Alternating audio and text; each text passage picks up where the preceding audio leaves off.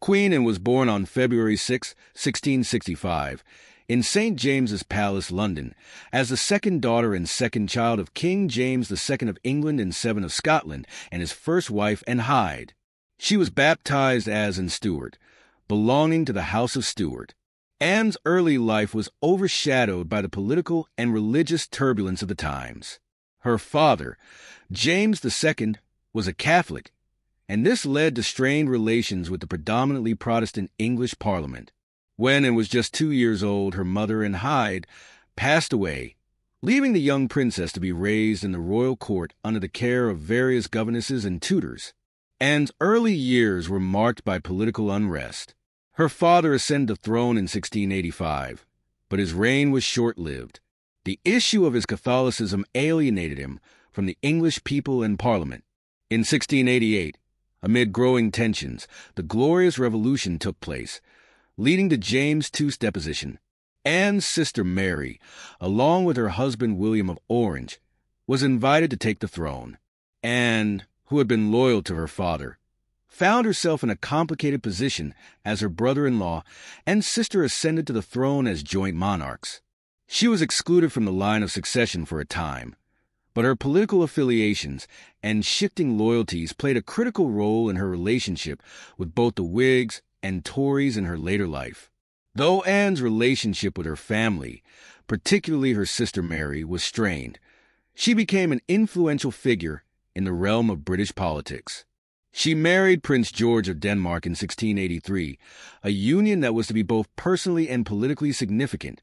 The couple had a close bond, though their marriage was marked by tragedy, with Anne suffering numerous stillbirths and miscarriages. Only one of her children, Prince William, Duke of Gloucester, survived infancy, but he died in 1700, leaving Anne deeply affected by the loss. In 1702, following the death of her sister Mary II, Anne ascended the throne of Great Britain, uniting the kingdoms of England and Scotland under one monarch. Anne's reign was marked by several notable events, including the War of Spanish Succession, which dominated much of her time on the throne. Though Anne was often criticized for her lack of political acumen, she was an effective figurehead for her government. Her reign witnessed the rise of the Whig and Tory parties, with Anne generally favoring the Tories in her policy decisions. Her government helped solidify the political landscape of the time, marking the emergence of modern British political parties. During her reign, Anne also oversaw significant developments in the arts and culture, as well as the consolidation of the British Empire. Her patronage of the arts and sciences was notable, and her support for the development of institutions, such as the Royal Society, was an important aspect of her legacy. Furthermore, her reign marked the formal union of England and Scotland in 1707, resulting in the creation of the Kingdom of Great Britain. Anne's health had long been a concern throughout her life, and this became more apparent in her later years as she struggled with obesity and chronic illnesses. Despite these challenges, she continued to govern the nation with the aid of her trusted ministers, including Robert Harley and the Duke of Marlborough, who was a central military figure during the War of Spanish Succession. However, Anne's health further declined after the end of the war, and in 1714 she suffered a stroke, leaving her unable to effectively perform her duties. On August 1, 1714, Queen Anne died at the age of 49, ending the Stuart dynasty in Britain. She was succeeded by her second cousin, George I of the House of Hanover, following the Act of Settlement of 1701, which had ensured that a Protestant would inherit the throne. Anne's death marked the end of an era, and her reign is often remembered as a time of political transition, as well as a time when the foundations of modern British governance and empire were laid. Despite her many personal tragedies and the challenges of her reign, Anne's legacy remained significant. She was the last monarch of the Stuart dynasty, and her reign saw the creation of the Kingdom of Great Britain, the strengthening of the monarchy's relationship with Parliament, and the establishment of political party systems that would influence British politics for centuries to come. Queen Anne's legacy is also shaped by her role in the development of British institutions and the strengthening of the monarchy's relationship with Parliament. The union of England and Scotland in 1707 under her reign was a defining moment, bringing about the creation of the Kingdom of Great Britain. This not only unified the two countries politically, but also economically, facilitating the growth of a single market, which would later play a crucial role in the expansion of the British Empire. Anne's reign witnessed an era of political reform and the establishment of parliamentary supremacy, setting the stage for the constitutional monarchy that would eventually emerge in the 18th century. Anne's patronage of the arts, literature, and sciences further contributed to her legacy. She was known for her interest in the intellectual and cultural life of her time, supporting figures such as the writer Jonathan Swift and the poet Alexander Pope. The period of her reign is often referred to as the Age of Anne in literary history, with the flourishing of both political and literary satire. The establishment of the Royal Society, which she supported, also helped to encourage scientific innovation and inquiry during her reign. The monarch's personal life was deeply intertwined with her public image, and her struggles with fertility and health were often subjects of public interest. Her numerous pregnancies and the heartache of losing most of her children, including her sole surviving son, Prince William, Duke of Gloucester, added a personal dimension to her reign. The public sympathy for her personal losses was tempered by the growing perception that her inability to produce a living heir left the monarchy's future uncertain. This concern led to the passage of the Act of Settlement in 1701, which ensured that only Protestant heirs could ascend to the throne, a decision that paved the way for the House of Hanover's eventual ascension after her death. Anne's deteriorating health in her final years, especially the stroke that incapacitated her, was a sign of the toll her reign had taken on her. She was often described as suffering from a range of physical ailments, including gout, which kept her largely confined to her palace in her later years. Despite her inability to actively govern, her ministers continued to run the country, with the Tories taking charge of the administration in the latter years of her reign. Her relationship with her ministers, particularly Robert Harley and the Duke of Marlborough, was at times contentious, but it was under their leadership that Britain successfully concluded the War of Spanish Succession, one of the most significant military conflicts of the time. Queen Anne's death in 1714 marked the end of the Stuart dynasty and the beginning of the Hanoverian era. Her passing brought about the succession of George I, who was the son of her first cousin, Electress Sophia of Hanover, in line with the provisions of the Act of Settlement. Anne's death and the transition to the House of Hanover were significant because it symbolized the shifting political landscape in Britain, with the monarchy losing more of its absolute power and Parliament gaining more influence. Though Queen Anne's reign was not characterized by remarkable personal popularity or notable military victories, it was crucial in shaping the political, social, and cultural trajectory of Britain. Her reign saw the consolidation of the United Kingdom, the rise of political parties, and the stabilization of a constitutional monarchy, all of which influenced the development of modern Britain.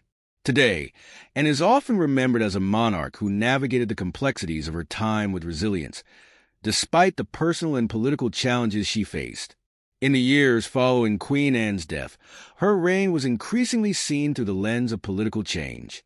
Although her personal rule was not as dramatic as those of some of her predecessors, it laid the groundwork for the political structure that would dominate Britain in the 18th century.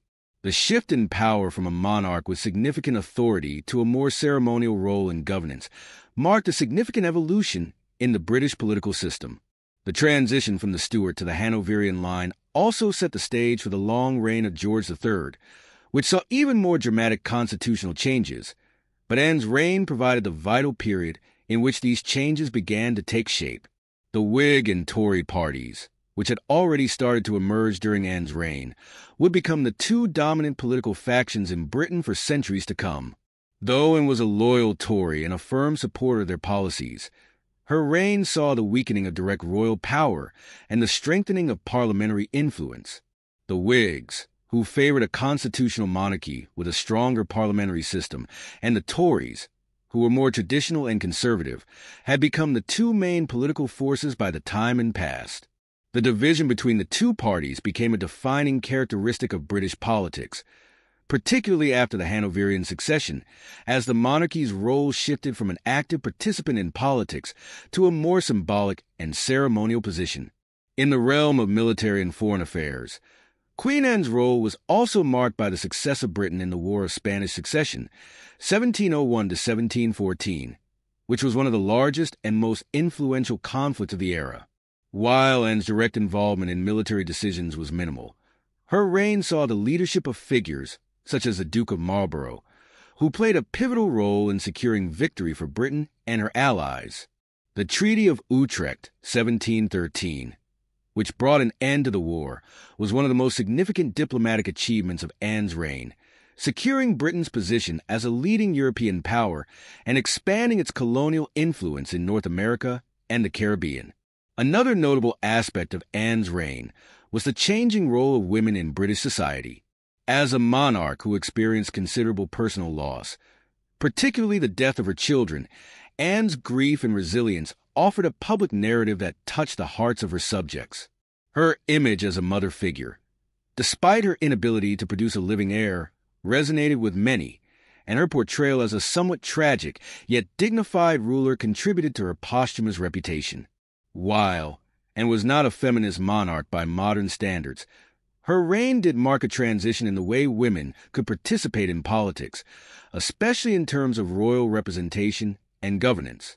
In the broader context of European politics, Anne's death in 1714 also had ramifications for other monarchies. The shift to the Hanoverian line reinforced Protestant rule in Britain, which was important in the context of the larger Protestant Catholic struggles that had shaped European history for centuries. George I's ascension was welcomed by the Protestant establishment, and it helped solidify Britain's position as a Protestant stronghold. However, Anne's passing was met with some disappointment by her supporters, who had hoped she would leave a legacy of a stronger Stuart monarchy, one that might have been able to navigate the political challenges posed by a changing Europe. While Anne's death marked the end of the Stuart dynasty, her reign is also remembered for its stability in a time of great political flux. The government she presided over was marked by growing party politics, significant military and colonial victories, and an increasingly important role for Parliament. Her legacy, although sometimes overshadowed by her successors, laid the foundation for the modern British state. In the centuries that followed, historians and political theorists would look back at Anne's reign as a transitional period, where the monarchy's authority began to be more clearly defined and limited by the growing power of Parliament. Queen Anne's legacy, though often understated, played a crucial role in shaping the course of British history. The political and cultural shifts that occurred during her reign set the stage for the developments of the 18th century and beyond. Whether through the union of England and Scotland, the establishment of a more robust parliamentary system, or her patronage of the arts, Anne's influence endures. While she may not have been as politically dynamic or personally beloved as some of her contemporaries, her reign remains one of quiet but important progress in the evolution of the British monarchy and the nation itself.